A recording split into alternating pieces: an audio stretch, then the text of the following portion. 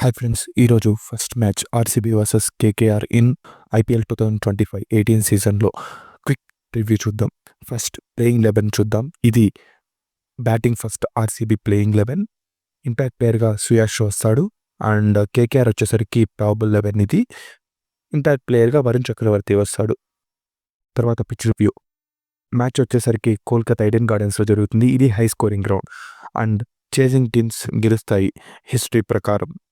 ఎందుకంటే డ్యూ ఉంటుంది చేజింగ్ చేసేటప్పుడు. సో చేజింగ్ టీమ్స్కి కొంచెం బెటర్ అడ్వాంటేజ్ ఉంటుంది.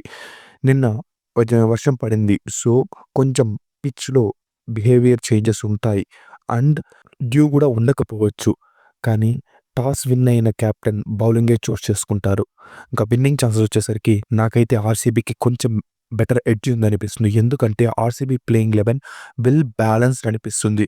ఎప్పుడు బ్యాటింగ్ బాగుండే ఆర్సీబీ టీం ఇప్పుడు బౌలింగ్లో కూడా ఎక్సలెంట్ పిక్స్ ఉన్నాయి అండ్ భువీ రావడంతో వాళ్ళ బౌలింగ్ కూడా కొంచెం స్ట్రెంగ్తన్ అయింది.